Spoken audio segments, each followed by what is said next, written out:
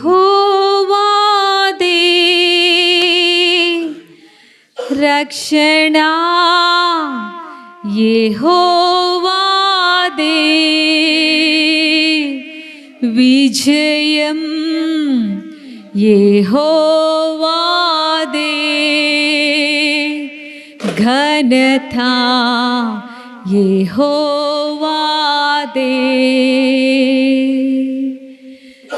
దేవుడు మా పక్షమున ఉండగా మాకు విరోధి ఎవడు?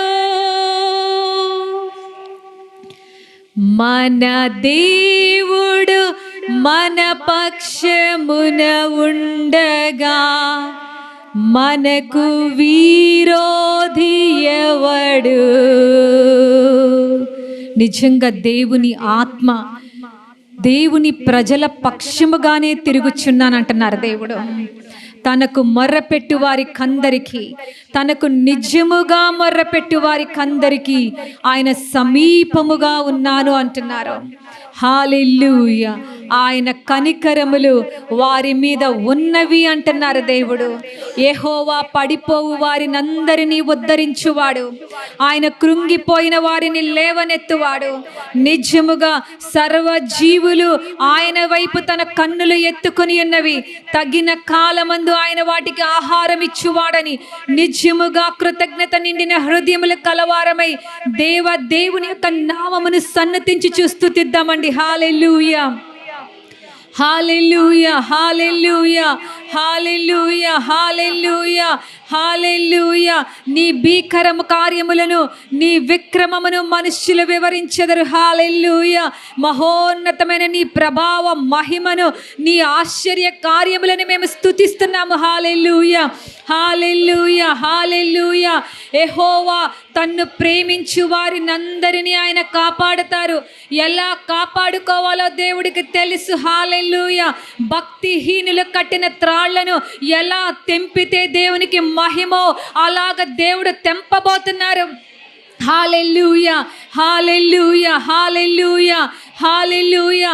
దేవుణ్ణి మేము స్తుతిస్తున్నాము. ఈ స్తుతి ఆరాధనలో మీ ఆత్మశక్తిని మా జీవితాలలోకి మీరు కృమ్మరించండి.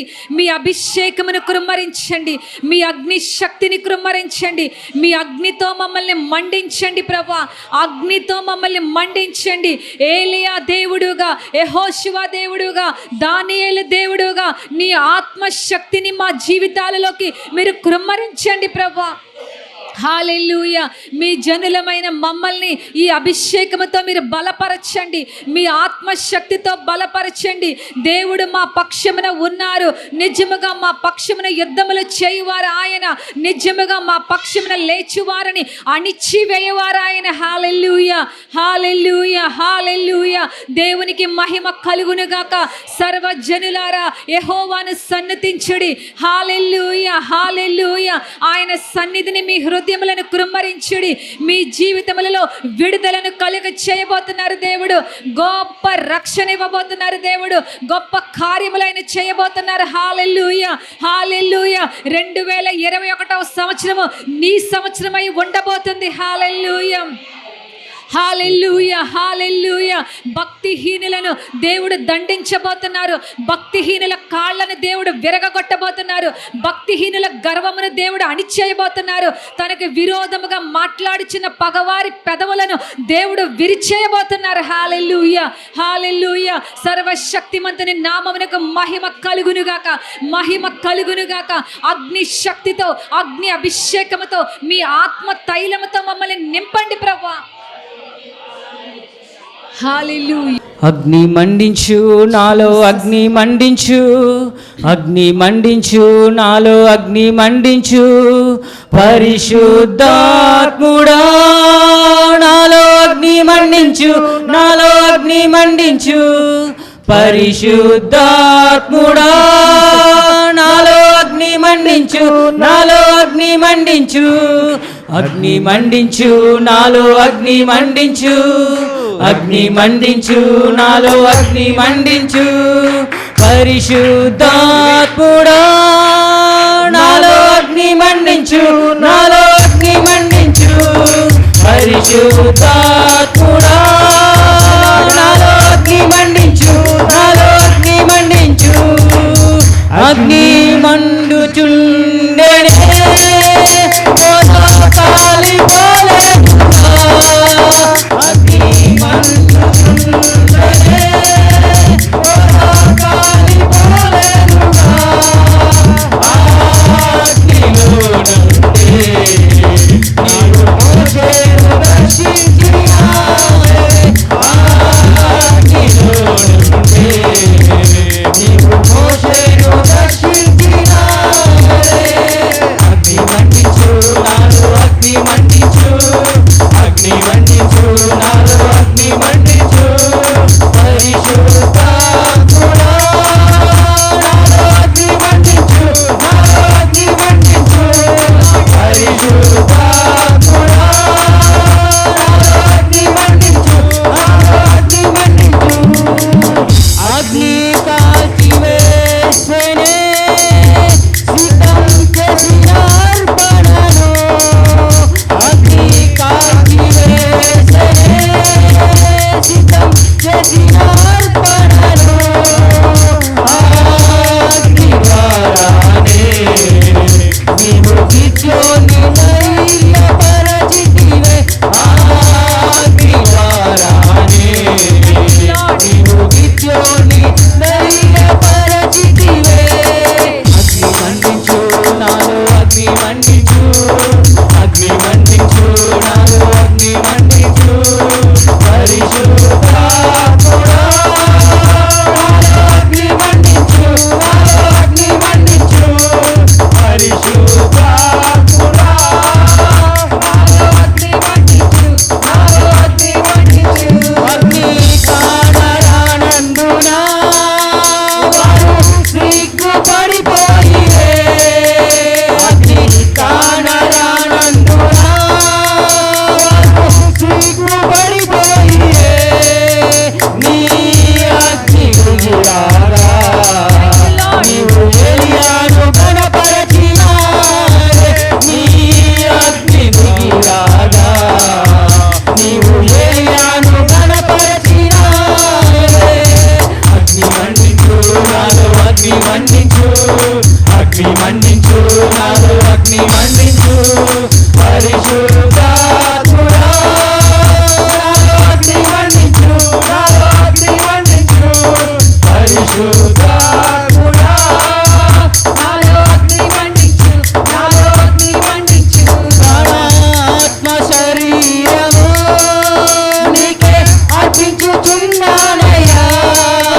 ప్రాణ ఆత్మ శరీరము నీకే అర్పించుచున్నానయ్యా. నీ ఆత్మవరములకు నన్ను అలంకరించుమయ్యా.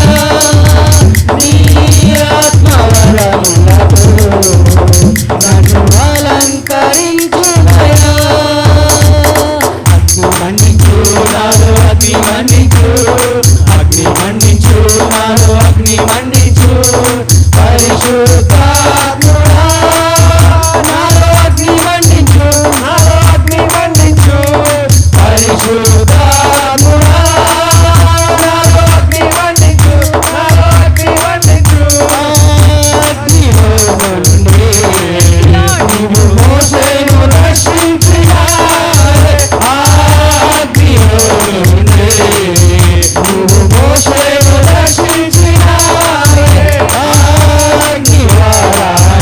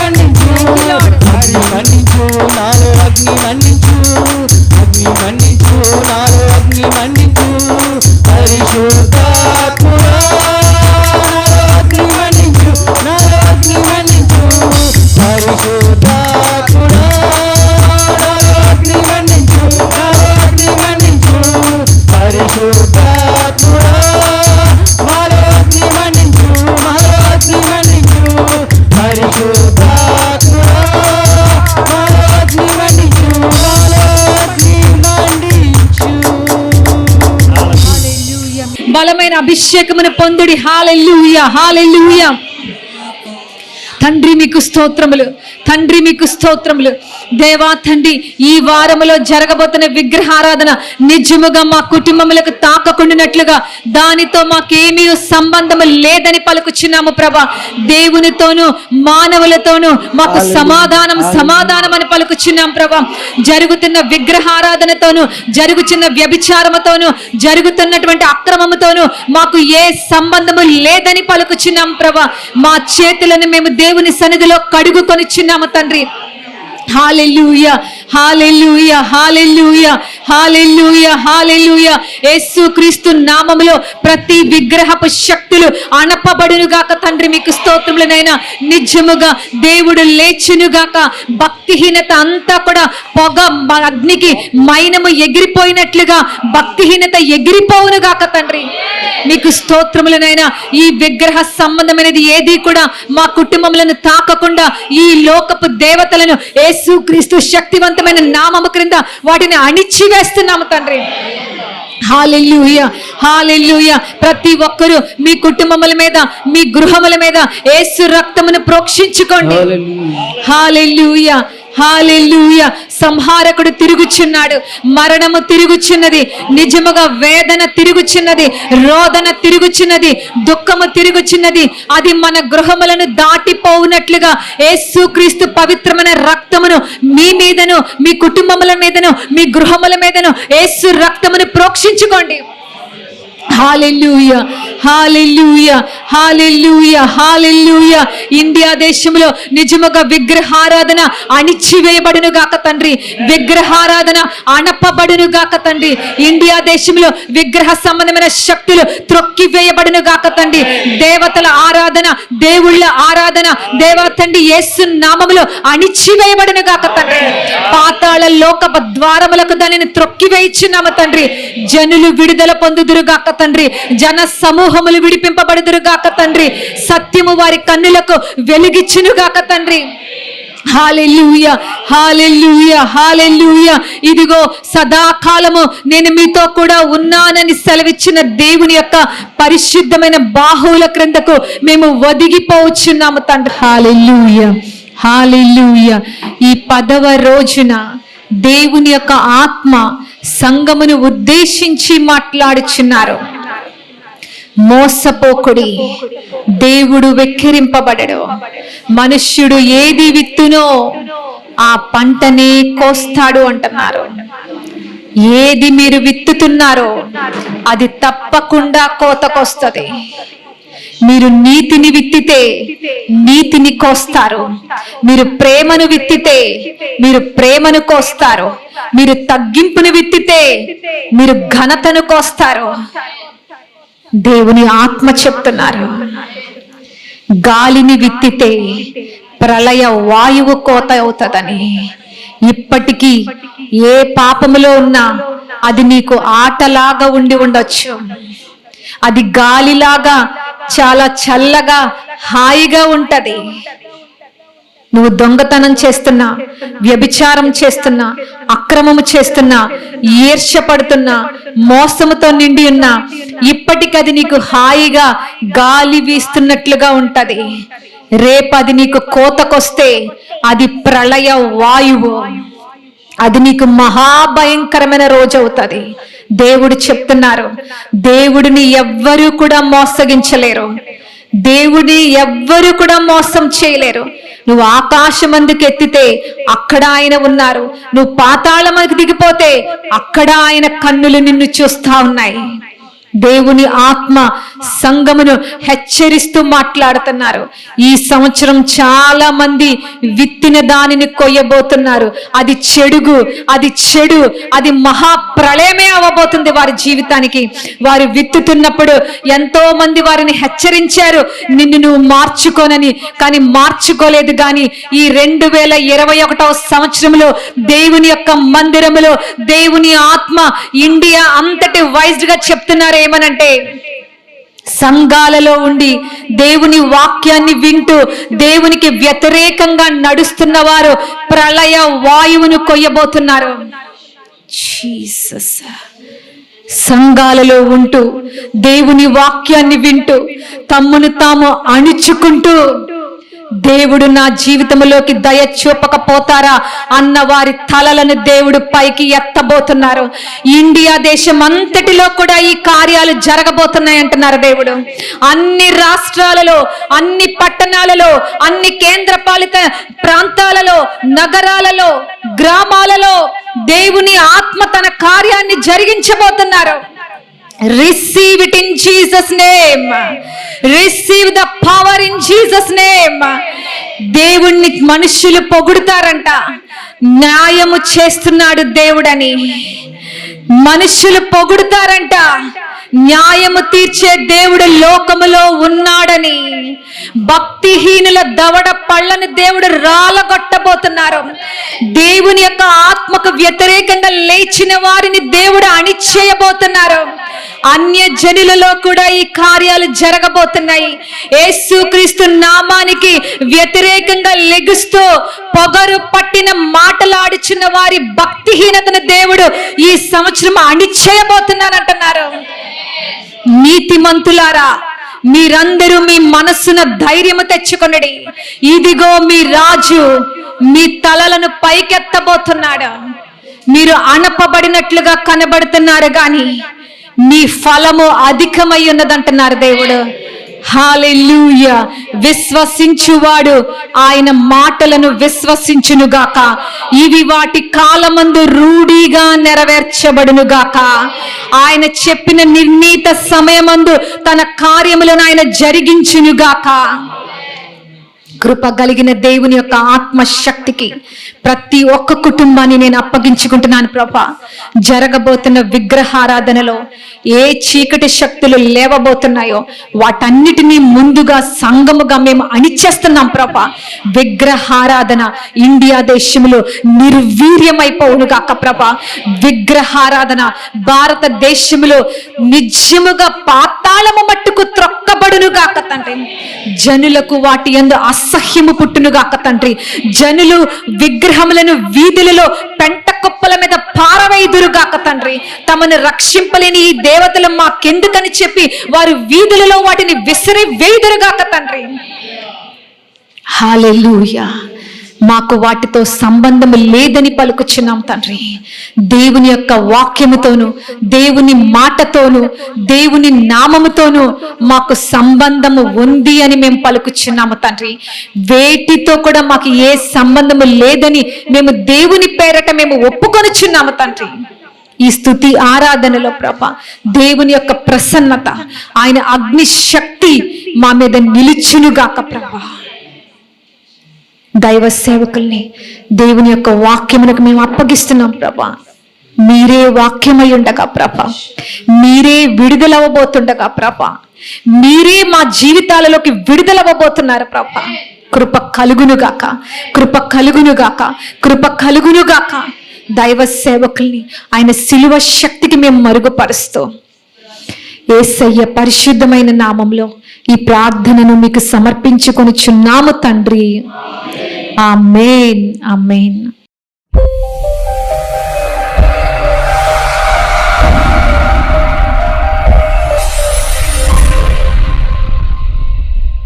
ఇప్పుడు మన అసలు వాక్యంలోకి వెళదాం, ప్రార్థన చేసుకుందాం. పరిశుద్ధుడు అయిన మా పరలోకపు తండ్రి, మీ పరిశుద్ధ నామమునకు స్తోత్రములు, వందనములు చెల్లిస్తున్నాం. ఘనత, మహిమ, ప్రభావములు మీ పరిశుద్ధ నామానికే కలుగుగాక. ప్రభువా, ఈ కొత్త సంవత్సరంలో 2వ పునరుద్ధాన దినంలోనికి మమ్మల్ని తీసుకుని వచ్చారు, మీకు స్తోత్రం. ప్రభువా, మీ వాక్యాన్ని మేము నేర్చుకుని పోతుండగా మీరు పరిశుద్ధాత్మ ద్వారా ప్రభువా మాకు ఏది మేలు, ఏది క్షేమము, ఏది ఘనతో, ఏది క్షేమాభివృద్ధి కలిగిస్తుందో అలాంటి సందేశాన్ని మాకు ఇమ్మని మా ప్రభు అయిన యేసుక్రీస్తు వారి దివ్యనామమును వేడుకొనుచున్నాము తండ్రి. పోయిన సంవత్సరం మన ముఖ్యమంత్రి గారు బ్రహ్మోత్సవాల సందర్భంగా తిరుపతికి వెళ్ళి అక్కడ వెంకటేశ్వర స్వామికి పట్టు వస్త్రాలు కానుకగా ఇచ్చారు. ఇస్తే తిరుపతి కొండ మీద కనుక ఎవరైనా వెళితే ఒక డిక్లరేషన్ ఇవ్వాలి, ఒక సర్టిఫికేట్ ఇస్తున్న సంతకం పెట్టాలి అంటే నేను ఈ కొండ మీద ఉన్నటువంటి ఈ దేవుణ్ణి ఈ భక్తిని నేను నమ్ముతున్నాను, వెంకటేశ్వర స్వామి దేవుడని నేను నమ్ముతున్నాను అని ఒక కాగితం మీద సంతకం పెట్టాలి. ఆ సంతకం పెట్టకుండా ఎవరిని రానివ్వరు. అయితే జగన్మోహన్ రెడ్డి గారు ఆ డిక్లరేషన్ మీద సంతకం పెట్టలేదట. అందువలన గుంటూరు జిల్లాకు చెందినటువంటి ఆలోకం సుధాకర్ బాబు అన్న ఆయన ముఖ్యమంత్రి గారి మీద కేసు పెట్టాడు. ఏమంటే ఈయన ముఖ్యమంత్రి జగన్మోహన్ రెడ్డి గారు తిరుపతి కొండ మీద ఉన్నటువంటి విధి విధానాలని ఉల్లంఘించి ఆయన డిక్లరేషన్ మీద సంతకం పెట్టకుండా వచ్చారు. ఇతను క్రైస్తవుడు కనుక ఇతను ముఖ్యమంత్రిగా ఉండడానికి యోగ్యుడు కాదు, మన మతాన్ని గౌరవించట్లేదు అని కేసు పెట్టాడు. కేసు పెడితే అది హైకోర్టులో అది విచారణ జరిగింది. ఇక్కడ భట్టు దేవానంద గారు అని జడ్జి గారు అనమాట. ఆ జడ్జి గారు ఏమన్నారంటే సీఎం క్రిస్టియన్ అని నువ్వు ఎలా చెప్పగలవు అని అడిగారు కోర్టులో ఈ కేసు విచారణలో. ఆయన ఏమన్నారంటే ఆలోకం సుధాకర్ బాబు గారు ఆయన చర్చికి వెళ్తారు, బైబిల్ చదువుతారు, ప్రార్థన చేస్తారు, అందువలన ఆయన క్రిస్టియన్ అన్నారు. అప్పుడు జడ్జి గారు ఏమన్నారంటే ఒకడు చర్చికి పోవడం వలన క్రైస్తవుడు అనడానికి వీల్లేదు, బైబిల్ చదివినంత మాత్రాన క్రైస్తవుడు అనడానికి వీల్లేదు, ప్రార్థన చేసినంత మాత్రాన క్రైస్తవుడు అనడానికి వీల్లేదు, చందా ఇచ్చినంత మాత్రాన క్రైస్తవుడు అనడానికి వీల్లేదు. ఒకడిని క్రైస్తవుడు అనడానికి ఇవన్నీ ఆధారాలు కాదు అన్న కోర్టు. మరి క్రైస్తవుడు అని మనం ఎలా చెప్పుకోవాలి? మరి చర్చికి పోతే కాదట, బైబిల్ చదివితే కాదట. మన ఇంట్లో సిలువ బొమ్మలు ఇంట్లో ఉన్నా, సిలువ మెడలో ఉన్నా కూడా క్రైస్తవుడు అనడానికి ఆధారం లేదంట. రెండోది, బైబిల్ గ్రంథంలో పేర్లు పెట్టుకున్నా కూడా క్రైస్తవుడు అనడానికి ఆధారం కాదట. మరియమ్మని, జాన్ అని, పేతురని, అబ్రహాం అని, యోనా అని, దావీదని ఈ పేర్లు పెట్టుకున్నా కూడా క్రైస్తవుడు అనడానికి అవి ఆధారాలు కాదట. అదిగో అందులో న్యూస్ పేపర్ కట్టింగ్ అనమాట. మరి బైబిల్లో పేరు పెట్టుకున్నా క్రైస్తవుడు కాదట, చర్చికి వెళ్ళినా క్రైస్తవుడు కాదట, బైబిల్ చదివినా కాదట, ప్రార్థన చేసినా కాదట. కాబట్టి నువ్వు చెప్పే ఆధారాలు ఏమి కూడా ముఖ్యమంత్రి గారిని క్రిస్టియన్ అనడానికి అవి ప్రూఫ్స్ కాదు అన్నది కోర్టు. మరి ఎలాగా ఒక వ్యక్తిని క్రైస్తవుడు అనాలి? యేసు ప్రభు కూడా ఏమన్నారంటే కేవలం న్యాయ తీర్పు రోజు చాలామందిని ఆయన పరలోక రాజ్యానికి రావడానికి మీరు పనికిరారు, నాకు మీకు సంబంధం లేదు అంటారట. అప్పుడు వాళ్ళు అంటారటయా, నువ్వు మా వీధుల్లో తిరగలేదా, బోధించలేదా, నువ్వు భోజనాలు పెట్టలేదా, నీ కోటాలకు వచ్చాం, నువ్వు పెట్టిన పొట్లాలు తిన్నాం కదా అంటారట. అవన్నీ కూడా మీరు నాకు సంబంధం రావడానికి ఆధారం కాదు అంటున్నారు యేసు ప్రభు గారు. మరి అలాంటప్పుడు యేసు ప్రభు అలా అంటున్నారు, మన ఆంధ్రప్రదేశ్ హైకోర్టు అలాగే అంటుంది, ఇవన్నీ ఆధారాలు కాదంటుంది. అదే మనకైతే ఏంటని మనకు సందేహం రావచ్చు. మనం క్రిస్టియన్ అనడానికి ఆధారం ఏంటి? రేపు ఏ ఆధారాన్ని బట్టి దేవుడు మనల్ని పరలోక రాజ్యంలోకి తీసుకుంటారు? కోటానికి వచ్చినందుకు కాదట, బల్లలోనూ లేకపోతే ప్రేమ విందుల్లో పాలు పొందినందుకు కాదట. మరి ఎలా మరి మన క్రైస్తవులు పరలోకం వెళతాము అనేది సమస్య. రోమా పత్రిక 10వ అధ్యాయము 9వ వాక్యం చదవండి. అదేమనగా యేసు ప్రభువని నీ నోటితో ఒప్పుకుని. చూడండి, ఇక్కడ ఒక విచిత్రం ఉంది. మీరు అలా చదివేసుకుంటే అసలు అక్కడ ఉన్నటువంటి అర్థం అంతా పోతుంది.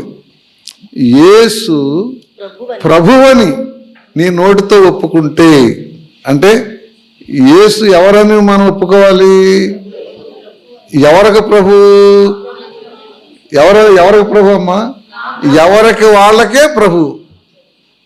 మరియమ్మ గారి ప్రభు, మరియమ్మ గారికి, పాస్టర్ గారి ప్రభు, పాస్టర్ గారికి, కుమారమ్మ ప్రభు, కుమారమ్మకి.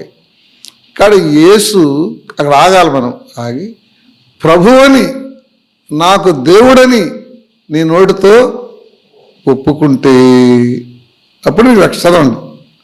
యేసు ప్రభు యేసు అని ప్రభువని నీ నోటితో ఒప్పుకొని దేవుడు మృతులలో నుండి ఆయనను లేపెనని నీ హృదయమందు విశ్వసించిన ఎడల నీవు రక్షింపబడుదువు. ఎప్పుడు నువ్వు క్రైస్తవుడు అవుతావు, రక్షణ పొందుతావంటే యేసు నా దేవుడు, నా కొరకు మానవుడిగా ఈ లోకానికి వచ్చి నా కొరకు సిలువలో ప్రాణం పెట్టి ఆయన రక్తాన్ని కార్చి చనిపోయి తిరిగి లేచారు. ఆయన రక్తంతో నేను కడగబడ్డాను. ఇప్పుడు ఈజ్ మై గాడ్, నా భర్త, నా యజమాని అని కనుక నువ్వు ఒప్పుకుంటే ఎక్కడ నీ గదిలో తలుపేసుకుని ఒప్పుకోవాలా? ఎక్కడ ఒప్పుకోవాలి? చర్చిలోనైనా, కులంలోనైనా, చుట్టాల్లోనైనా, వీధిలోనైనా, ఎక్కడైనా ఒప్పుకోవాలా? ఏమని? యేసు నా దేవుడు అని ఒప్పుకోవాలి. ఇప్పుడు జగన్మోహన్ రెడ్డి గారు అలా ఒప్పుకున్నారు ఎక్కడన్నా? వాళ్ళంతమంది కూడా ఆయన క్రిస్టియన్ అంటుంటే, కోర్టు ఈయన క్రిస్టియన్ కాదంటుంటే, లేదా నేను క్రిస్టియన్ అని ఆయన ఏమన్నా అన్నారా? అనలేదు కదా. కాబట్టి యేసు నా ప్రభు అని ఆయన అనలేదు కదా. అందుకని బైబిల్ ఉంటుంది, ఒకడు క్రిస్టియన్ అని పరలోకం అనాలంటే రేపు చనిపోయినప్పుడు ఈయన ఈ బిలాంగ్స్ టు మీ, నాకు చెందినోడు, నాకు చెందినావిడ అని యేసు ప్రభు రానివ్వాలంటే ఇక్కడ మనం ఏం చేసి ఉండాలి? యేసు నా దేవుడు, నా ప్రభువు, నా యజమాని, నా సర్వస్వం, నా బతుకైనా నా మరణమైనా ఆయనే ఆయన ఒప్పుకుంటే, అలా జీవిస్తే అప్పుడు మనం క్రైస్తవం అవుతాం పరలోకం దృష్టికి, లోకం దృష్టికైనా కూడా. దేవునికి స్తోత్రం, హల్లెలూయా. కానీ యేసు క్రీస్తు వారు ఈ లోకంలో మరియమ్మ గారి కడుపులో పుట్టారు. పుట్టక ముందు కూడా ఆయన ప్రభువే, పుట్టక ముందు కూడా ఆయన పరలోకంలో ఉన్న ఆయన ప్రభువే. దేవునికి స్తోత్రం. ఈ దర్శనం కలిగిన ఒక దాన్ని చూద్దాం మనం. లూకా సువార్త 1వ అధ్యాయము 39 నుంచి చదవండి. ఆ దినముల యందు మరియ లేచి యూదా ప్రదేశములోని కొండ సీమలోనున్న ఒక ఊరికి త్వరగా వెళ్లి జకర్యా ఇంటిలో ప్రవేశించి ఎలిజబెతుకు వందనము చేసెను. ఎలిజబెతు మరియ యొక్క వందన వచనము వినగానే ఆమె గర్భములో శిశువు గంతులు వేసెను.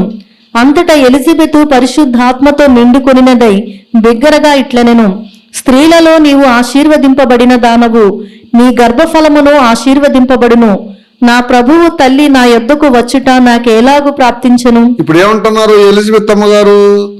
నా ప్రభువు తల్లి నా దగ్గరకు రావడం ఎంత భాగ్యము అంటున్నారు.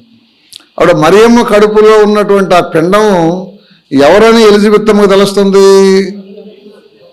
నా ప్రభువు దేవుడు అని తెలుసు. కానీ ఎలిజబెత్ అమ్మ కడుపులో కూడా బిడ్డ ఉన్నాడు అదే టైంలో. ఆయన 6 నెలల బిడ్డ. మరియమ్మ గారి కంటే ఎలిజబెత్ అమ్మ 6 నెలల ముందు గర్భవతి అయింది. ఆమె కడుపులో కూడా బిడ్డ ఉన్నాడు, ఇంకా డెలివరీ అవ్వలేదు. ఆమె డెలివరీ అవ్వలేదు, ఈమె డెలివరీ అవ్వలేదు. ఆమె కడుపులో 6 నెలలు ప్రెగ్నెంట్, ఈమె రోజులు ప్రెగ్నెంట్. మరి ఇప్పుడు ఆమె ఏమంటుంది?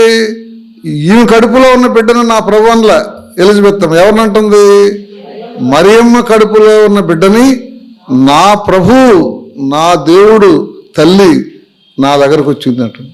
అప్పుడు ఆమె ఎలా చూడగలుగుతుంది? ఎలిజబెత్ అమ్మ గారు మరియమ్మ కడుపులో ఉన్న బిడ్డ దేవుడని ఎలా చూడగలుగుతుంది? దాన్నే దివ్య దృష్టి అంటారు. ఏమంటారమ్మా? దివ్య దృష్టి. మనకు 2 దృష్టిలు ఉంటాయి.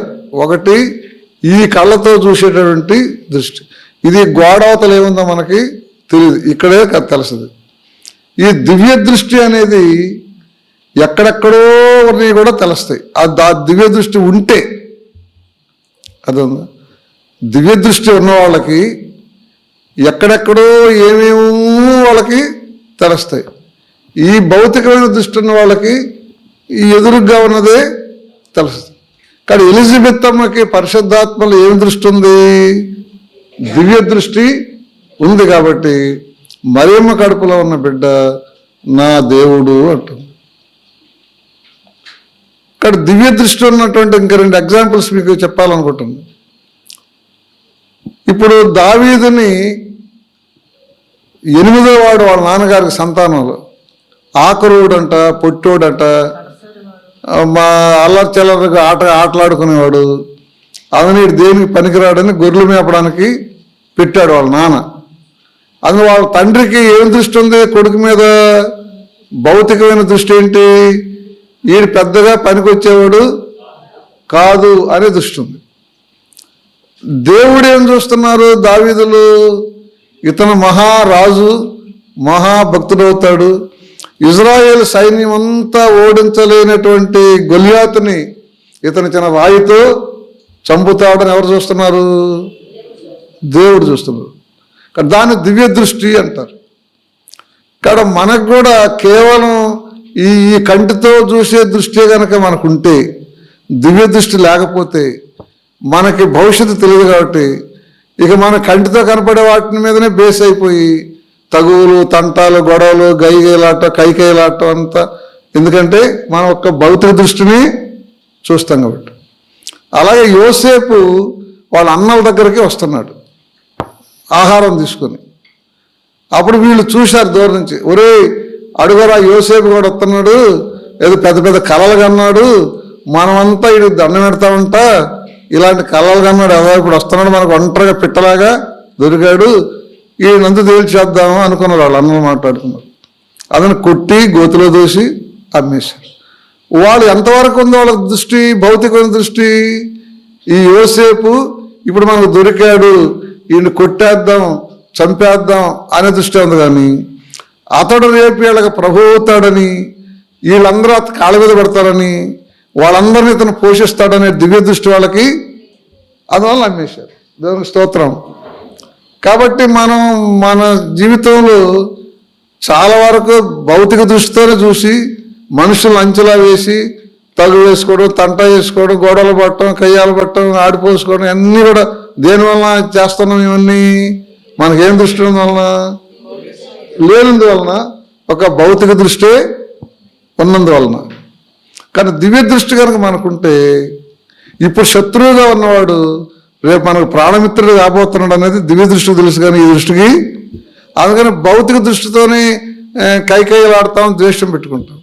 అందుకని దేవుడు అని చెప్పారు, శత్రువులను ప్రేమించండి. ఈ భౌతిక దృష్టితో చూడదు, రేపు నీకు కావాల్సిన వాడు అవుతాడు, నేను నీకు ఉపయోగపడేవాడు అవ్వచ్చు అని చెప్తాడు. దేవునికి స్తోత్రం.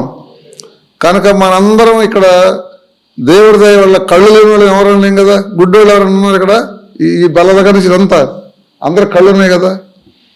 అందులో మీరు అందరూ కూడా, మనందరూ కూడా, నేను ఎట్ట నిలబడే ఉన్నాను, మీరు కూడా నిలబడండి. నిలబడి మీ కళ్ళ మీద చేతులు పెట్టుకొని, అయ్యా నాకు ఈ కళ్ళు ఇచ్చినందుకు నీకు స్తోత్రం, నాకు దివ్య దృష్టి కూడా దయచేయి అని ఒక ముక్కడికి కూర్చుంది. ఇలా నిలబండి, ఆమె నిలబండి. అందరూ కూడా లేచి నిలబడదాం. దేవుడు మీకు ఎవరిక్కడ గుడ్డివాళ్ళు కలిగినందుకు స్తోత్రం. అది అందరూ మీ కళ్ళు మీద ఎడం కంటి మీద ఎడం చెయ్యి, కుడి కంటి మీద కుడి చెయ్యి పెట్టుకోండి.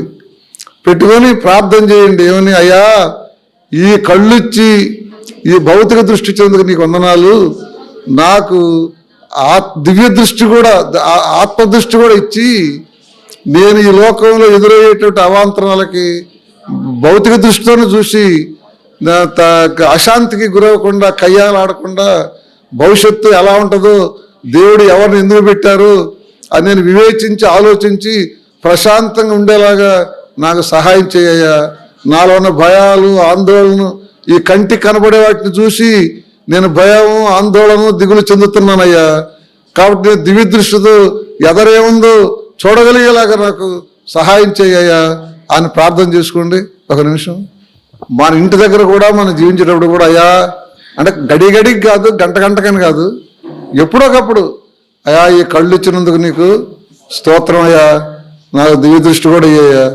అయ్యా మనుషుల మాటలు వినడానికి చెవులు ఇచ్చినందుకు నీకు స్తోత్రం అయ్యా, నీ స్వరం కూడా వినే భాగ్యం నాకు ఇవయ్యా, అప్పుడప్పుడు నీ స్వరం నాకు వినబడజేయ్యా అని అనుకుంటూ మనం పని చేసుకుంటూ తిరుగుతూ కూడా అనుకోవచ్చు. ఆయన స్వరం వినాలని, ఆయన దర్శనం చూడాలని మనం కోరుకోవచ్చు. దేవునికి స్తోత్రం. కాబట్టి ఈ సృష్టి యావత్తు కూడా దేవుణ్ణి గుర్తిస్తుంది. చూడండి, ఏలియాకి ఆహారం కావాలి. దేవుడు కాకులకు చెప్పారు ఏమని, ఓ కాకులారా, పలానా చోట రొట్టె మాంసం ఉంది, తీసుకెళ్లి కెద్రోను వాగు దగ్గర నా సేవకుడు ఏలియా ఉన్నారు, ఆయన పెట్టమని చెబితే ఆ కాకులు రొట్టె మాంసం తెచ్చి పెట్టింది. మరి పచ్చి మాంసంగా ఏలియా తినగలరా? ఇప్పుడు ఎలాంటి మాంసం తెచ్చి ఉండాలి? కాకులు ఫ్రై చేసింది కానీ కాల్చింది కానీ తెచ్చి ఉండాలి. దేవునికి స్తోత్రం. మరి ఎక్కడ దొరికి ఉంటుంది ఆ కాకులకి ఆ ఆహారం? ఎక్కడ దొరికింది అంటే అది మనకి $1 మిలియన్ ప్రశ్న.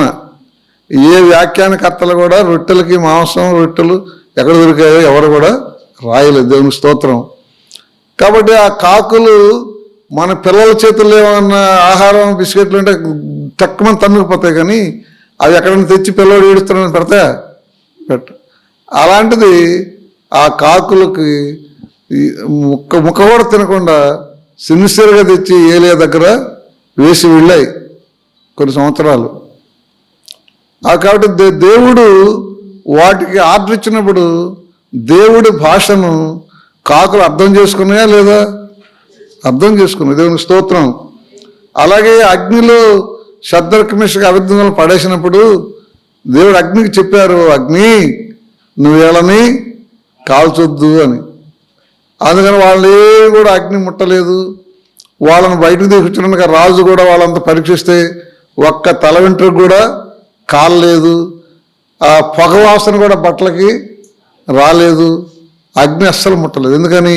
అగ్ని కూడా దేవుడికి గుర్తించింది, లోబడ్డది. దానియేలు సింహ బోన్లో వేసినప్పుడు సింహాలు దేవుడు చెప్పారు, అక్కడ మీ మధ్యలో ఒక అతన్ని వేస్తారు, అతను మీకు ఆహారం కాదు, మీరు అతను ముట్టకూడదంటే సింహాలు రాత్రంతా అతని జోలికి వెళ్ళలేదు. దేవునికి స్తోత్రం. అలాగే యోనాని సముద్రంలో వేసినప్పుడు ఒక తిమింగలాన్ని చెప్పారు దేవుడు, ఓ తిమింగలమా ఆ ఓడలోంచి ఒక అతన్ని నీళ్ళల్లో వేస్తారు, నువ్వు టక్కుమని వెళ్ళి అతన్ని నీళ్ళలో బుడకలేక ముందే నువ్వు మింగేసి అతను జీర్ణం చేయకుండా అలా కడుపులో ఫ్రిడ్జ్లో పెట్టిన వస్తువులాగా ఉంచాలని చెప్పారు. అక్కడ ఒక మనిషి కడుపులో ఏదైనా పడితే జీర్ణం అయిపోద్దా? తిన్నగా ఉంటుందా? జీర్ణం అయిపోద్ది. అలాంటిది ఆ తిమింగలం కడుపులో యోనాని పడితే అది జీర్ణం చేయలేదు. జీర్ణం చేసే సిస్టమ్ అంతా కూడా ఆగిపోయి దాన్ని కాముగా ఉంచింది 3 ఏళ్ళు. మళ్ళా దేవుడు తిమింగలమా నువ్వు దాన్ని ఒడ్డుకు తీసుకొచ్చి నీ కడుపులో ఉన్న అతను కక్కేయంటే కక్కేసింది. మళ్ళీ నీళ్ళలో కక్కేమంటే చచ్చిపోతాడు, అతను మునిగిపోతాడు కదా. అది ఒడ్డును కక్కేయమంటే మళ్ళీ చేప తెచ్చి ఒడ్డున కక్కేసింది. కాబట్టి చేపలు, కాకులు, పక్షులు, అగ్ని, సింహాలు, జంతువులు అన్నీ కూడా ప్రభు ఆయన నాతో మాట్లాడుతున్నాను, నా దేవుడు నా ప్రభువు అని వాళ్ళు గుర్తించారు. కాబట్టి ఆయనకి లోబడ్డాయి. సృష్టి కూడా ఆయనకు లోబడ్డది. మార్కు సువార్త 4:41లో శిష్యులు యేసుప్రభువు వారు ఒక బోట్లో వెళ్తున్న సముద్రంలో తుఫాను వచ్చింది. ఆయన దాన్ని గద్దించగానే ఆగిపోయింది. అప్పుడు వాళ్ళు ఏమన్నారు? 4:41 వారు మిక్కిలి భయపడి ఈయన ఎవరో, గాలియు సముద్రమును ఈయనకు లోబడుచున్నవని ఒకనితో ఒకడు చెప్పుకొనిరి. ఇది ఎవరండి బాబు? గాలి సముద్రం ఈయనకు లోబడుతున్నాయని చెప్పుకున్నారు ఆ శిష్యులు. కాబట్టి గాలి, సముద్రము, ప్రకృతి అంతా కూడా యేసు ప్రభు మాట చెబితే లోబడుతున్నాయంటే వాటికి ఏం తెలుసు? ఇది ఎవరని తెలుసు? ఈ అమ్మాయిలు ఈ యేసు ప్రభు ఎవరని తెలుసు? గాలికి, సముద్రానికి, తుఫానికి ఈయన దేవుడు అని తెలుసు. అట్లాగే ఓ చెట్ట నువ్వు ఎండిపో అంటే ఎండిపోయింది. అలాగే దెయ్యాలు మనిషిలో ఉన్న వాళ్ళని మీరు దెయ్యాలారా వెళ్ళిపోండి అంటే వెళ్ళిపోయింది. ఎందుకని? ఆయన దేవుడని ఆ దెయ్యాలకి తెలుసు. చనిపోయిన వాళ్ళ దగ్గరికి వెళ్ళి ఆ లాజరు బయటకు రా అంటే చనిపోయి వేరేలో మృతులోకంలో ఉన్నటువంటి లాజరు మళ్ళా ఆత్మ వచ్చి ఇతని శరీరంలోకి దూరితే మళ్ళా ఇతను లేచాడు. కానీ చనిపోయిన ప్రేతలు కూడా ఆయన ఆర్డర్ ఇస్తే వచ్చేస్తున్నారు. కాబట్టి మరియమ్మకు పెళ్లి కాకముందే గర్భవతి అవడానికి ఇష్టం లేదు. ఎందుకంటే ఊరంతా ఏమై కోడే కోస్తుంది చెడ్డగాని. కానీ నా మాట వినమంటే అని ఒప్పుకున్నారు. యోసేపు ఈమెను వదిలేయాలనుకున్నారు. యోసేపు ఈమె అన్యాక్రాంతంగా గర్భవతి అవ్వలేదు, పరిశుద్ధాత్మ వలన నువ్వు భయపడి చేర్చుకుంటే లోబడిపోయినారు. అలాగే తూర్పు దేశపు జ్ఞానులు వేరే దాన్ని వెళ్ళిపోమంటే వెళ్ళిపోయినారు. ఈ శిష్యులు యేసుక్రీస్తు ప్రభువుని పూర్తిగా నా దేవుడు అని ఎరిగిన తర్వాత వాళ్ళని సువార్త చెప్పొద్దని, యేసుని గురించి ప్రచారం చేయొద్దని ఆ గవర్నమెంట్, ఆనాటి గవర్నమెంట్ ఆజ్ఞాపించింది, జైల్లో పెట్టింది. దేవదూత వచ్చి విడిపించారు. మళ్ళీ ఊర్లో సువార్త చెబుతున్నారు. వాళ్ళని మీకు చెప్పొద్దన్నాం కదా అన్నారు. వాళ్ళు ఏమన్నారు చూడండి, అపోస్తుల కార్యాలు 4వ అధ్యాయము 18 నుంచి 20 వరకు. అప్పుడు వారిని పిలిపించి, మీరు యేసు నామమును బట్టి ఎంత మాత్రమును మాట్లాడకూడదు, బోధింపను కూడదని వారికి ఆజ్ఞాపించిరి. అందుకు పేతురును యోహానును వారిని చూచి, దేవుని మాట వినుట కంటే మీ మాట వినుట దేవుని దృష్టికి న్యాయమా? మీరే చెప్పుడి. మేము కన్న వాటిని విన్న వాటిని చెప్పక ఉండలేమని వారికి ఉత్తరమిచ్చిరి. కాబట్టి ఏమన్నారా, మిమ్మల్ని యేసు నామంలో బోధించకూడదు, యేసు క్రీస్తు గురించి ఎవరికి చెప్పకూడదు, మత ప్రచారం చేయకూడదు, మత మార్పిడి చేయకూడదు, ఎవడ మానాలు ఉండనై మీ పాటికి మీరు మీ ప్రార్థన గదిలో చేసుకోండి అని మీకు చెప్పలేదా అన్నారు. అప్పుడు వాళ్ళు ఏమన్నారు, దేవుడు మాట వినుట ధర్మమా? మీరు సర్వలోకం వెళ్ళి సర్వసృష్టి సువార్త చెప్పని చెప్పిన ఆయన దేవుడు. మా దేవుడు ఎవరు? యేసు ప్రభు. మీరు మానవులు, ఈరోజు మీ అధికారం బట్టి బెదిరిస్తారు, రేపు మీరు చచ్చిపోయినా ఓడిపోయినా పోతారు. కనుక మీ మాట విని మేము సువార్త చెప్పకపోతే రేపు చచ్చిపోయినప్పుడు ఆయన తీర్పులు నిలబడాలి. కనుక మేము మీ మాట వినం, మా దేవుడి మాటే వింటామన్నారు. కాబట్టి మానవుడి మాట కంటే దేవుడి మాటని వాళ్ళు భుజాల మీద వేసుకున్నారు. ఎవరు? యేసు ప్రభు యొక్క శిష్యులు. అబ్రహాముకు దేవుడు వృద్ధాప్యన కొడుకునిచ్చి, నీ కొడుకు నాకు బలిమ్మంటే భార్యకు కానీ ఆ పని వాళ్ళకి కానీ ఎవరు చెప్పకుండా తీసుకెళ్ళి బలిపీఠం కట్టి కత్తి పైకి ఎత్తారు. ఇప్పుడు వాళ్ళు ఎవరైనా కానీ, ఏమయ్య అబ్రహాము ఎందుకు నోరు లేని బిడ్డని చిన్నపిల్లడిని చంపుతావు నువ్వు అని అంటే ఏమంటారు ఆయన? ఇచ్చినవాడు చంపమన్నాడు. ఏంటి? ఇచ్చినవాడు మరలా నాకు ఇమ్మన్నాడు, నరకమన్నాడు, నాకు బలిమ్మన్నాడు, అంతే. ఆయన ఆజ్ఞని నేను లోబడాల్సిందే అన్నాడు. కాబట్టి యేసుక్రీస్తు వారిని ఆయన నా ప్రభువు, నా దేవుడు అనుకున్న వాళ్ళు, అది ప్రకృతి అయినా, అది పశువులైనా, అది చేపలైనా, అవి కాకులైనా, మనుషులైనా, ఎవరైనా కూడా ఆయన ప్రభువు అనుకున్న వాళ్ళు ఆయన మాట చొప్పున నడుచుకున్నారు. దేవునికి స్తోత్రం. మరి యోగు కలిగినంతా కూడా పోయింది. పోతే ఆయన ఏమన్నారు? ఆయన ఇచ్చింది ఆయన తీసుకున్నారు, నాదేముంది అన్నారు. ఏంటి? ఆయన ఇచ్చింది ఆయన తీసుకున్నారు, దానికి నాదేముంది అన్నారు. దేవునికి స్తోత్రం. ఆయన దేవుడు అని ఎరిగిన వాళ్ళు దేవుడికి అలాగే లోబడ్డారు, అలా గౌరవించారు. ఇప్పుడు మన పాయింట్ని ముగించుకుంటే మనం ఏంటంటే, యేసు ప్రభువని నువ్వు యాక్సెప్ట్ చేస్తే, ఆయన అధికారాన్ని నువ్వు లోబడితే నువ్వు రక్షణ పొందుతావు. ఇజ్రాయేలీలు ఐగుప్తు దేశంలో నుంచి వస్తున్నారు, యెరికోకు ముందు వచ్చారు. ఆ యెరికో పట్టణాన్ని కూడా వాళ్ళు జయించాలి. అప్పుడు యెహోషువ 2 వేగుల వారిని ఆ యెరికో ఎలాంటిదో చూసిరమ్మని పంపించారు. వాళ్ళు వచ్చి ఎక్కడ ఎవరింటి కాదు ఇంటి పోతే రానివారు కదా, వాళ్ళు పరాయి దేశస్తులు కదా. అందుకని ఎవరైనా రావచ్చు, ఒక వేషం చూసుకున్నారు వాళ్ళు. ఆమె రాహాబు అని వేషం. ఆమె వచ్చి మేము ఇజ్రాయేల్ సైనికులు నేను చెప్పగాని వాళ్ళని ఆవిడ రిసీవ్ చేసుకొని అట్టక మీద దాచేసి కనపడకుండా కట్టెల గిట్లన్నీ కూడా అడ్డు పెట్టింది.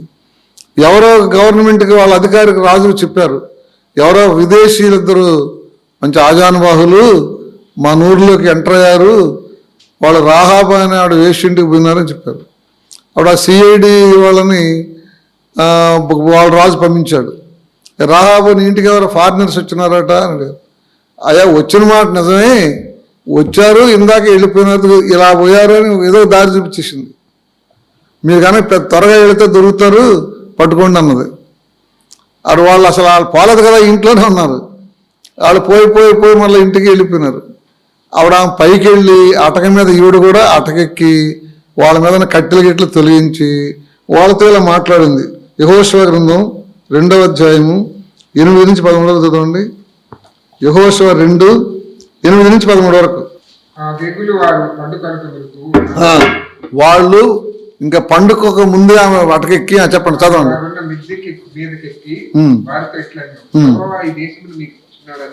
మీ వలన మాకు భయం పుట్టిననియు మీ భయం వలన ఈ దేశ నివాసులందరికీ ధైర్యం చెందిననియు నేను మీరు ఐగుప్తు దేశం నుండి వచ్చినప్పుడు మీ మైక్ అయితే బాగుండేమో, మైక్ ఏంటమ్మా పాస్టర్ గారికి.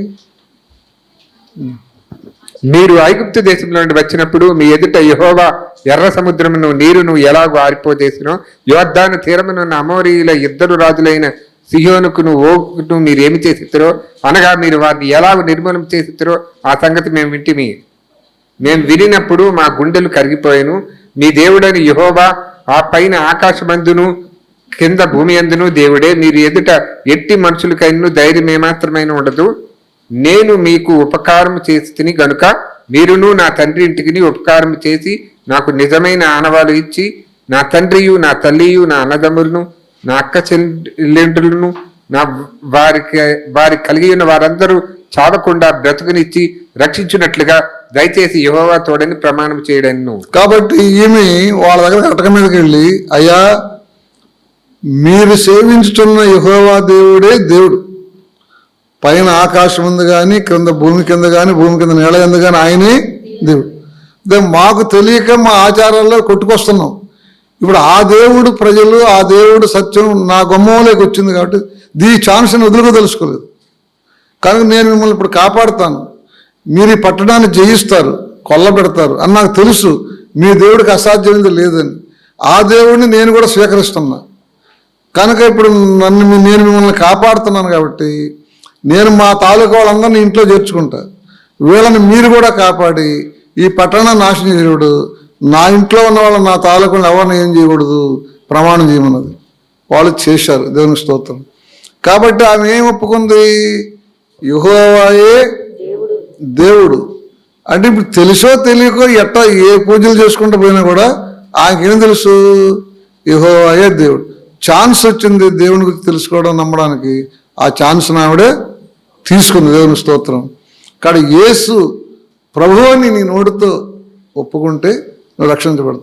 ఒప్పుకున్నది క్రియలో కూడా చూపించింది. ఆమె దేవుడిచ్చిన బహుమానం చూద్దాం. మత్తయి సువార్త 1వ అధ్యాయము 2 నుంచి 6 వరకు. అబ్రహాము ఇస్సాకును కనెను, ఇస్సాకు యాకోబును కనెను, యాకోబు యూదాను అతని అన్నదమ్ములను కనెను, యూదా తామారు నందు పెరుసును జెరుహును కనెను, పెరుసు ఎస్రోమును కనెను, ఎస్రోము ఆరామును కనెను, ఆరాము అమ్మీనాదాబును కనెను, అమ్మీనాదాబు నయస్సోనును కనెను, నయస్సోను షల్మానును కనెను, షల్మాను రాహాబు నందు బోయజును కనెను. ఇక్కడ చూడండి, మరలా చదువుదాం. ఇప్పుడు ఈమెని వాళ్ళు ఇజ్రాయేలీలో చేర్చుకున్నారు. ఎవరిని? రాహాబుని. ఆమె తన కుటుంబీకులందరూ చెప్పింది, యెహోవా దేవుడు, ఆయనకు ఎదురు లేదు, ఈ ఎరుకోని వాళ్ళకు కాల్ చేస్తారు, కూల్ చేస్తారు, నేను ఈ విధంగా ఒడంబడిక చేసుకున్నాను, మీరు నా ఇంట్లోకి వచ్చి ఉంటేనే మీకు సాల్వేషన్ అని చెప్తే అందరూ వచ్చేసారు. కాబట్టి ఇప్పుడు ఈమెని వాళ్ళు కలుపుకున్నారు. వీళ్ళు ఈ సైనికులు ఇద్దరు వెళ్ళి జరిగిందంతా చెప్పారు. అప్పుడు యెహోషువ చెప్పంటే, ఈ ఎర్రదారం ఏ ఇంటికి ఉంటుందో ఆ ఇంట్లో ఉన్న వాళ్ళందరినీ రాహాబు యొక్క కన్సర్నింగ్ సంబంధించిన వాళ్ళు ఎవరిని ముట్టుకోవద్దని చెప్పారు. కానీ వాళ్ళని సేవ్ చేశారు. కానీ ఈ కుటుంబం అంతా ఇజ్రాయేలీల్లో కలిసిపోయినారు. ఎరుకో మొత్తాన్ని వాళ్ళు చంపేశారు. ఇప్పుడు ఈమెను ఏమని పిలుస్తున్నారు అందరూ? రాహాబు వేశ్య, వేశ్య అంటున్నారు కదా, అంటున్నారు కదా. ఆమె ఎంత భక్తురాలైనా కూడా ఆమె పేరు ఏ క్రైస్తవులు పెట్టుకుంటారా? రూతు పేరు పెట్టుకుంటారు. ఆవిడ మోయాబు నుంచి వచ్చిన అన్యురాలైనా. కానీ రాహాబ్ పేరు ఎవ్వరు కూడా పెట్టుకోరు. ఎందుకని? వేశ్య అని ముద్రపడదు కాబట్టి. ఇక్కడ ఆమెను షల్మాను అనే ఒక సైనికాధికారి పెళ్లి చేసుకున్నాడు. మరి ఆమెను ఎందుకు చేసుకున్నాడు? వేశ్య అని వాళ్ళకి తెలుసు. మరి ఎందుకు చేసుకుంటాడు అతను సల్మాను? ఈ క్రైస్తవులు, యూదులు ఎవరు ఆమె పేరు కూడా పెట్టుకోరు కదా. ఆ సల్మాను ఒక సైనికాధికారి ఆమెను ఎందుకు పెళ్లి చేసుకున్నాడు? ఆమె అందరికంటే సౌందర్యవంతురాలన ప్రపంచ జనులందరిలో కూడా ఇజ్రాయేలీల స్త్రీలే అందమైన వాళ్ళట. వాళ్ళకి అంతమంది అందమైన వాళ్ళ స్త్రీలు ఉండగా ఈ వ్యభిచారి వేషాన్ని చెప్పుకున్నటువంటి స్త్రీని చేసుకున్నారంటే అంతకంటే అందమైన ఆవిడని అనుకుంటామా? దేన్ని బట్టి ఆమెను చేసుకున్నటువంటి సల్మాను యూదుల అధికారి, సైనికాధికారి ఎందుకు చేసుకున్నాడు? ఆ అందాన్ని బట్ట, వేశ్యావృత్తి ద్వారా డబ్బు సంపాదించింది, ఈ డబ్బు నాకు వస్తుంది ఈమె చేసుకుంటే అని చేసుకున్నాడా?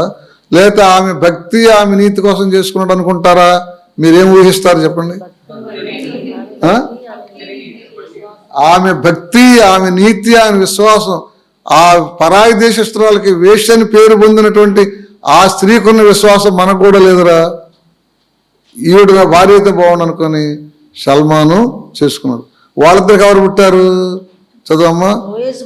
సల్మాను కనెను, సల్మాను రాహాబునందు బోయజును కనెను. ఇప్పుడు వాళ్ళిద్దరికి ఎవరు పుట్టారు? బోయజు పుట్టాడు. ఆ బోయజే రూతమ్మ భర్త. దేవుని స్తోత్రం. అవునా? ఇంకా బోయజు రూతునందు ఓబేదును కనెను, ఓబేదు యెష్షయిని కనెను, యెష్షయి రాజైన దావీదును కనెను. కాబట్టి వర్ష అలా వచ్చింది. దావీదు వంశంలో యేసు ప్రభు వచ్చారు.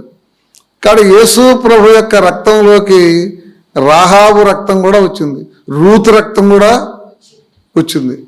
వాళ్ళు దేన్ని బట్టి, అందమైన వాళ్ళనా, డబ్బున్న వాళ్ళనా, దేన్ని బట్టి వాళ్ళు ఆ లైన్లోకి వచ్చారు? విశ్వాసము, నిజదేవుని యందు వాళ్ళకున్న విశ్వాసాన్ని బట్టి ఆ ర్యాంకులోకి వాళ్ళు వచ్చారు. దేవుని స్తోత్రం. కాబట్టి మనం పెద్ద చదువులు చదివి, పెద్ద పెదవులు చేసి, పెద్ద వ్యాపారాలు చేస్తేనే పెద్దోళ్ళం అయితే అవ్వచ్చు కొందరు. కానీ మనం ఎట్లా కూడా పెద్దోళ్ళం అవ్వచ్చు? దేవుని యందు సరైన విశ్వాసం కలిగి ఉంటే కూడా మనం పెద్దవాళ్ళం. మరి రాహాబని వేసి యేసుప్రభు వంశంలోకి వచ్చిందా? మరి దిక్కుమాలిన రూతు కూడా యేసుప్రభు వంశంలోకి వచ్చింది. దేని బట్టి? విశ్వాసం. కాబట్టి విశ్వాసము, దేవుని యందు విశ్వాసం అంత గ్రేట్, అంత గొప్పదన్నమాట. దేవునికి స్తోత్రం. హల్లెలూయా. కాబట్టి మరి మనం కనుక ఇప్పుడు మన పాయింట్ ముగింపుకు వచ్చేస్తున్నాం. యేసుక్రీస్తు దేవుడు ప్రభు అని నేను కూడా నమ్ముతున్నానయ్యా అని మనం అందరం అంటాం. యేసు ప్రభువు దేవుడిని నమ్మేవాళ్ళు ఇక్కడ చేతులు ఎత్తండి అన్నా అనుకోండి, ఎత్తదులే, చేతులు ఎత్తండి అని అన్నాను అనుకోండి, మీరు అందరూ ఎత్తతారా? ఎత్తుతారు. మరి మీ చేతుల్ని యేసు ప్రభు ఒప్పుకోవాలా, ఒప్పుకోకూడదా? ఈ చెయ్యి నాదే, నన్ను ప్రభు అని వీళ్ళు నమ్మింది నిజమే, ఈ గుళ్ళో చేతులెత్తి నిజమని ఎవరు ఒప్పుకోవాలి? ఒప్పుకోవాలి. ఆయన ఒప్పుకుంటారు లేదా చూద్దాం. లోకాసు వార్త 6:46. లోకాసు వార్త 6:46. నేను చెప్పు మాటల ప్రకారము మీరు చేయక ప్రభువా ప్రభువా అని నన్ను పిలుచుట ఎందుకు? యేసు ప్రభు ఏమంటున్నారు? మీరు నన్ను ప్రభు అని ఒప్పుకున్నారు, ప్రభువా ప్రభువా అంటున్నారు. ఆ ప్రభువా ప్రభు అన్నదాన్ని నేను ఒప్పుకోవట్లే. ఒప్పుకోవాలంటే ఏం చేయాలి? మీరు ప్రభువా ప్రభు అన్నది నిజమైతే ఏం చేయాలి? ఆయన మాటల చొప్పున మీ జీవితం మార్చబడాలి. నేను క్రైస్తవుని కాబట్టి ఈ వాక్య ప్రకారం జీవిస్తున్నాను, నేను దీన్ని తప్పను అని స్టాండ్ అవ్వాలి. వాళ్ళందరూ ఎలా స్టాండ్ అయ్యారు? యోబు, దావీదు, లేకపోతే వేశ్య అనేటువంటి రాహాబు, వీళ్ళందరూ ఎలా స్టాండ్ అయ్యారు? ఆ రాహాబు దేనికి స్టాండ్ అయింది? యెహోవా రియల్ గాడ్, ఏమైనా కానీ ఆయన నాకు కావాలని స్టాండ్ అయిందా లేదా? కాబట్టి మీరు ప్రభువా ప్రభువుని అన్న ప్రభువా అని కనుక మీరు నమ్మితే, మీరు చెప్పేది నిజమైతే, మీ పెదవుల ప్రార్థన నిజమైతే, నా మాటల ప్రకారం మీ నడవడిక ఉండాలి అన్న. అలా లేని చేతులు మన ఎత్తుకోవచ్చు. చేతులు ఎంతమంది పెద్ద పెద్ద సభలు జరిగినప్పుడు బోధించి ఆయన ఆ బోధ ప్రకారం నేను నమ్మిన వాళ్ళకి చేతులు ఎత్తమంటే 3 మంది ఎత్తుతాం. మీరు అందరూ పుల్పిట్ మీదకి రండి, స్టేజ్ మీదకి మీకు ప్రార్థన చేస్తాను పొలమని వచ్చేస్తాం. ఆయన ఫోటోలు తీసుకొని నేను అక్కడ సభలు పెడితే ఇంతమంది వచ్చారు, ఇంతమంది నా బోధ అంగీకరించారని ఆయన డబ్బులు సంపాదించుకుంటారు ఆ ఫోటోలు చూపించి. కానీ యేసు ప్రభు ఈ చేతులు అంగీకరించాలి కదా. యేసు ప్రభు మన ఎత్తిన చేతులు అంగీకరించాలంటే యేసు ప్రభు ఏం చూస్తారు? నా మాట ప్రకారం వీళ్ళ నడవడిక, జీవిత విధానం ఉందా లేదా అని చూస్తాం. అలా లేకపోతే ఆయన డిస్క్వాలిఫై చేసి పారేస్తారు. మళ్ళీ ఏం చేస్తారు? అయోగ్యులు వీళ్ళు ఉట్టి చేతులు ఎత్తారు. వాళ్ళు పెదవులతో నన్ను ఆరాధిస్తున్నారు కానీ వాళ్ళ హృదయం నాకు దూరంగా ఉంది. వాళ్ళ మాటల భక్తే కానీ క్రియల భక్తి కాదు, పొమ్మంటారు. దేవుని స్తోత్రం. కానీ ఈ మధ్యాహ్న కాలం ముందు మనం ఏమి నిర్ణయానికి వద్దాం? యేసు క్రీస్తు నా దేవుడు అనే నిర్ణయానికి వద్దామా? వస్తాం. దానికి ఓకే అంటారు మీరందరూ. నెక్స్ట్ నిర్ణయం ఏం తీసుకోవాలి? యేసు ప్రభు చెప్పిన మాటల ప్రకారం నేను నడుచుకోవడం చూసుకుంటాను అనే దానికి వస్తే అక్కడ యాక్సెప్ట్ అవుతుంది. దేవుని స్తోత్రం. కాబట్టి ఆ విధంగా అంగీకరించిన వాళ్ళు యేసు క్రీస్తు దేవుడిని అంగీకరించిన వాళ్ళు కాదు. యేసు ప్రభువుని మాట ప్రకారం నేను నడుచుకుంటాను, నా చెయ్యి పట్టుకో అయ్యా, నేను నీ చెయ్యి పట్టుకుంటే నేను జారిపోతాను, బలహీన పడితే వదిలేస్తాను, నువ్వు పట్టుకుంటే నన్ను వదలవు, నేను నీ చెయ్యి పట్టుకోవడం కాదు, నా చెయ్యి నువ్వు పట్టుకో ప్రభువా అని అడుగుదామా? ఈరోజు నిలబడండి. అందరూ ఫార్మాలిటీగా నిలబడద్దు. నా చెయ్యి నువ్వు పట్టుకోయ్యా, నేను నిన్ను పట్టుకుంటాను నా ప్రభు అని అనుకున్న వాళ్ళు నిలబడండి.